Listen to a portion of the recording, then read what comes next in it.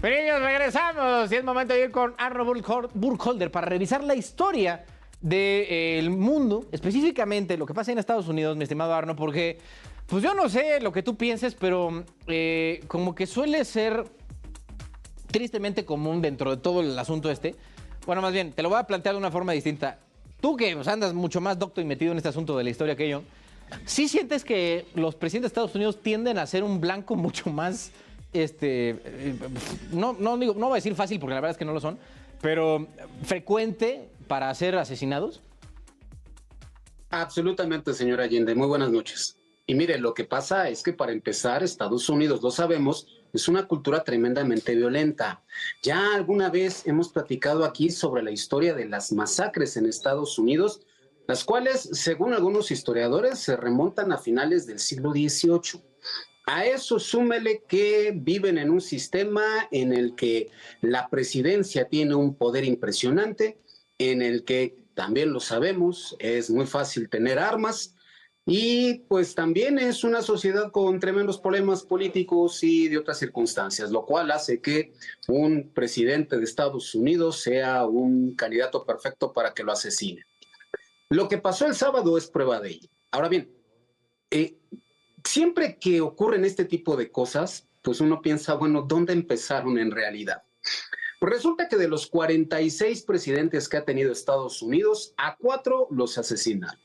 Y de esos 4, el primero que se volvió referente para todas estas circunstancias que han ocurrido después, pues fue el asesinato del presidente Abraham Lincoln, un 14 de abril de 1865. ¿Por qué? Porque junta, primero, un contexto político tremendo. Acababa la guerra de secesión ese año, el país realmente estaba absolutamente desangrado y dividido por todo lo que les había ocurrido. Hay un intento de secuestrar al presidente Lincoln y obligar al norte a rendirse ante el sur. Cuando eso fracasa, al asesino de Lincoln, un actor llamado John Wilkes Booth, horrorizado y profundamente indignado por la derrota del sur, decide que la única alternativa es matar a Lincoln. Ese es el primer punto. El segundo, ¿dónde ocurre? Pues ocurre en una función de teatro en Washington, en un teatro llamado Ford, a donde había ido el presidente con su esposa. Booth, como era actor y lo conocían en ese teatro, se puede colar sin ningún problema. Además, resulta que el presidente, a pesar del momento, a pesar de que acababa una guerra y había muchos odios, el presidente no tenía una guardia personal.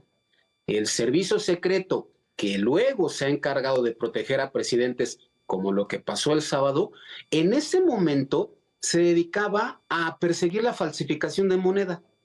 No había una guardia militar tampoco.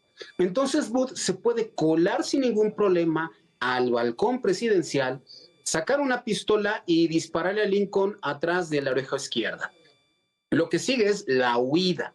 Otro asunto que también ha caracterizado estas historias norteamericanas.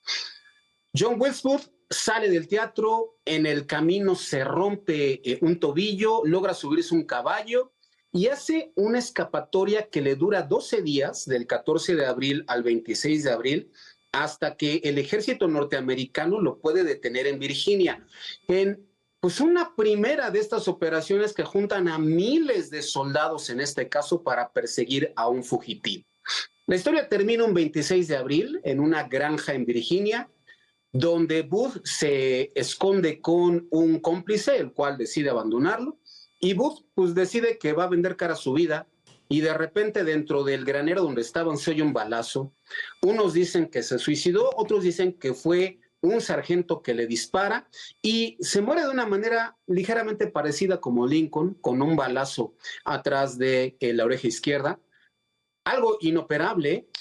Booth tarda 2 horas en morir, Lincoln tarda 9 horas en morir en una agonía espantosa.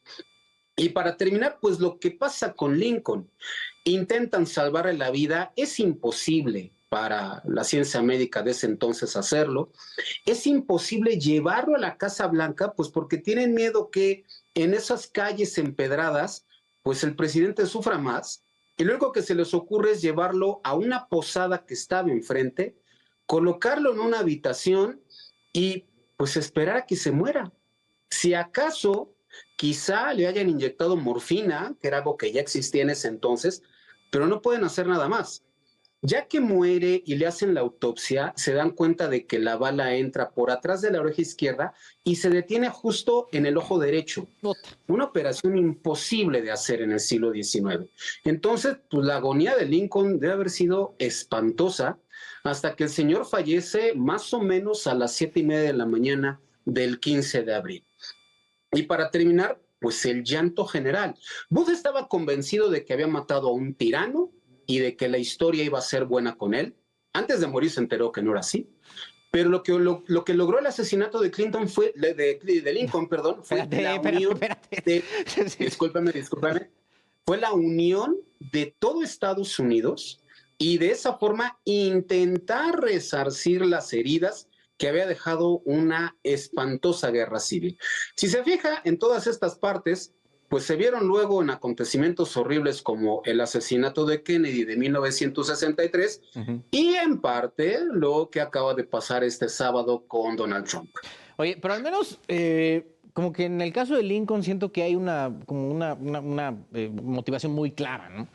Y en los otros siento que ha habido pues, ahí medio teorías y tristemente en algunos ni siquiera aprobadas. Por ejemplo, hasta la fecha sigue discutiendo lo de John F. Kennedy, ¿no? Que si fue tal o cual, desde dónde, y que si sabían y la madre. O sea, como que luego, si te pones a rascarle tantito, siento al menos que son un poco más ambiguas, ¿no? O sea, comparándolo con lo de Lincoln. Sí, totalmente, porque ocurrió una cosa muy importante. Entre el asesinato de Lincoln y la muerte de Booth pasan 12 días. Booth, en lo que huye a Virginia, se pone a escribir su diario, le escribe unas cartas a su hermana, esas cartas llegan al periódico The New York Times, las empieza a publicar y entonces, en esos días de escape, la gente, el público, ya sabe quién fue el responsable y sabe cómo está pensando. Sabe que Booth estaba impresionado no por lo que hizo, sino porque dice, oigan, yo le hice un favor a mi país y ahora resulta que todo el mundo dice que soy un asesino. Lo que pensaba Booth en sí mismo. Entonces, sí hay una idea clara de quién fue este señor. Y sí hay una idea también de un posible complot.